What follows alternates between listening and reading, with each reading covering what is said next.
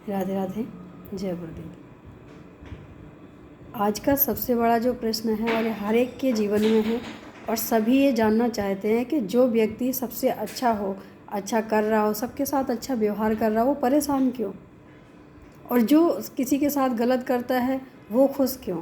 उसके लिए आज हम बताना चाहेंगे कि जो हमने सुना है बहुत अच्छा लगा, इसलिए सबके साथ शेयर करना चाहते हैं कि भगवान उन्हें ही चुनते हैं जो दिल के साफ़ होते हैं, जो दिल में कपट रखते हैं और जुबान कड़वी होती है, उनको भगवान पसंद भी नहीं करते हैं। और भगवान चाहते हैं कि तू अपनी दुनिया में खुश रहे, इसलिए उसे हर खुशियाँ देते हैं कि वो हमारी याद न करे, वो हमारी तरफ ना आए। क्योंकि अगर ये हमारी तरफ आ गया तो जाहिर सी बात है कि अगर कोई किसी के यहाँ जाता है, अगर कुछ इच्छा रखता है तो देना पड़ता है। तो वही भगवान भी कहते हैं कि अगर ये व्यक्ति हमारी तरफ आ गया तो जो मांगेगा मुझे देना पड़ेगा।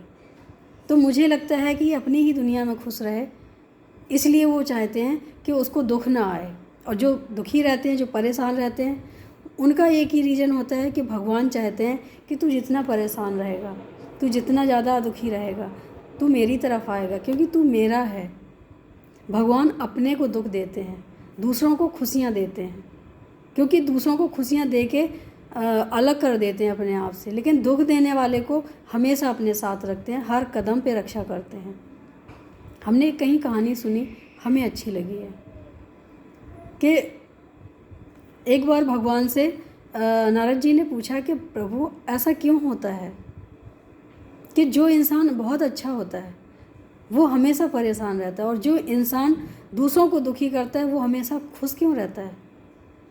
उन्होंने कहा, मैं तुम्हें ऐसे नहीं बोलूँगा, तुम मेरे साथ चलो। आज वो पृथ्वी लोक पे आए, साधु का वेश धारण किया और सबसे पहले एक धनवान के घर में गए जिसके पास अपार धन था, लेकिन उसका स्वभाव बहुत कुटिल था। वो किसी की इज्जत नहीं करता था, किसी को अपने सामने किसी को समझता नहीं था और किसी को कुछ भी बोल देता था। जैसे ही उन्होंने देखा कि दो साधु आए हुए हैं, साधु रूप में भगवान और नारद जी गए, तो जैसे ही उन्होंने देखा कि साधु आए हुए हैं, उसने अपनी वाणी का प्रयोग करना शुरू कर दिया। वो भी गलत सलत जो भी अनाप शनाप था बोलना शुरू कर दिया कि जो करना है तुम कर सकते हो, तुम इतने हष्ट पुष्ट हो, कुछ कर सकते हो, खा सकते हो, मांगने की आदत है। उन्होंने सिर्फ मांगा था कि हमें भोजन करवा दो। तो बोले तुम भोजन कमा सकते हो, तुम खा सकते हो, तुम्हें मांगने की क्या ज़रूरत है, और जाओ कहीं और देखो। तो भगवान ने बोला कि तुम्हारा धन धान्य भरा रहे, तुम खुश रहो, तुम प्रसन्न रहो। उसके बाद जब भगवान दूसरी जगह जाने लग गए तो देखा उन्होंने कि एक बूढ़ी माँ थी जो भगवान की बहुत बड़ी भक्त थी, जो भगवान को बहुत मानती थी, पूजती थी, भगवान के ही आश्रित रहती थी, हर समय वो भगवान का ही नाम लेती थी। तभी जैसे ही उन्होंने माँ को पुकारा, माँ बाहर आई और वो बहुत गरीब भी थी। तो जैसे बाहर देखा उन्होंने कि हमारे दरवाजे पे साधु आए हुए हैं, उन्होंने बहुत ज़्यादा उनका स्वागत किया और प्रार्थना की कि आप हमारी कुटिया में पधारें। जब वो उनके कुटिया में गए तो उन्होंने बिना बोले ही जलपान करवाया और बोली कि आप बैठो, विश्राम करो, हम आपके लिए भोजन की तैयारी करते हैं।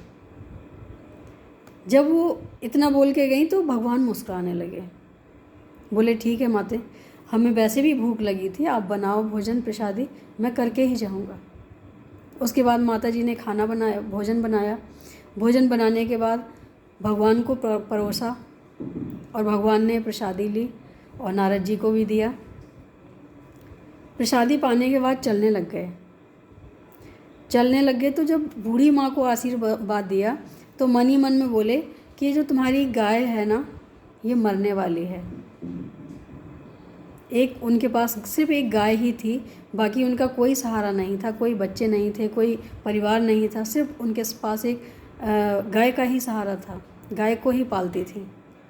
जब इतना सुना तो वो आगे चल के नारद जी ने बोला, प्रभु आप कितने निष्ठुर हो, आपने देखा इस माँ का कोई सहारा नहीं है, इसके पास इतने पैसे भी नहीं है कि ये कहीं से दूध दही भी खरीद सके। अगर ये दूध देने वाली गाय इसके पास है तो आपने ये क्यों बोल दिया, और आपकी वाणी कभी असत्य नहीं होती।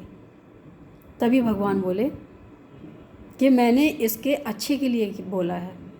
तो बोले मैंने आपकी ये अच्छाई नहीं समझी। जिसने आपके साथ गलत व्यवहार किया उसको आपने धन धान्य से भर दिया, आशीर्वाद दे दिया आपने। और जिसने आपको भोजन करवाया, आपको प्रेम दिया, आपको बिठाया, आपके स्नेह के साथ सारे काम करवाने के बाद आपको विदाई दी, उसके बाद आपने ऐसे बोला। तो उन्होंने कहा सुनो, वो जो सेठ था उसको मैंने इसलिए बोला कि धन धान्य से भरा रहे, क्योंकि अगर वो परेशान होता तो वो मुझे याद करता, और जब वो अपने आप में ही व्यस्त रहेगा तो उसे टाइम ही नहीं मिलेगा, उसे समय ही नहीं मिलेगा कि वो मुझे याद कर सके। और रही बात माता जी की, तो माता जी की कुछ दिनों बाद मृत्यु होने वाली है।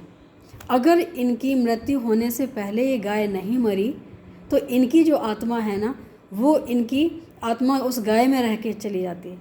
और फिर होता क्या, इतने सालों की तपस्या की हुई, इतने सालों का भजन किया हुआ, इतने सालों का हमें इन्होंने जो भक्ति प्रदान की है, जो इनकी भक्ति है, उसके कारण ये कहीं ना कहीं इनकी कहीं गाय में आत्मा ना रह जाए, इसलिए ऐसा बोला।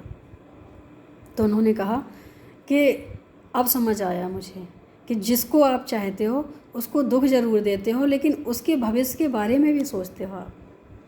तो जो आपके चाहने वाले हैं उनके बारे में आप सोचते हो, जो आपके चाहने वाले नहीं हैं उसको आप सिर्फ धन धान्य से ही भरते हो। तो यहाँ सीधा सा अर्थ है, जितने लोग परेशान हैं वो ये समझना चाहिए उन्हें कि हमें भगवान अपनी तरफ खींच रहे हैं, कहीं ना कहीं भगवान हमारी परीक्षा ले रहे हैं, कहीं ना कहीं भगवान हमारी कड़ी परीक्षा के बाद हमें अपनाने वाले हैं। यही सोचना चाहिए। ये कभी नहीं सोचना चाहिए कि जो गलत कर रहा है वो परेशान नहीं है, जो अच्छा कर रहा है वो परेशान क्यों है। मुझे लगता है कि इस वीडियो से बहुत सी चीज़ें सीखने को मिले होंगी, और मैंने भी जब ये सुना तो मुझे भी बहुत अच्छा लगा। मैंने भी बहुत कुछ सीखा कि दुख एक हमारे जीवन का हिस्सा है, इसको बांध के नहीं रखना है, इसको समझ के आगे निकलना है। तो हम परेशान भी नहीं होंगे और हम सारे रिश्ते भी निभाएंगे। और रिश्तों में ही हमें परेशानियाँ मिलती हैं, ये सब जानते हैं। तो अपने रिश्तों को निभाएं भी, लेकिन बंधन के साथ नहीं, बंधन मुक्त होकर निभाएं, तो दुख नहीं मिलेगा। जहाँ हम बांध लेते हैं बंधन, वहीं हमें दुख मिलता है। उम्मीद है अच्छा लगा होगा। आज के लिए इतना ही। राधे राधे, जय गुरुदेव।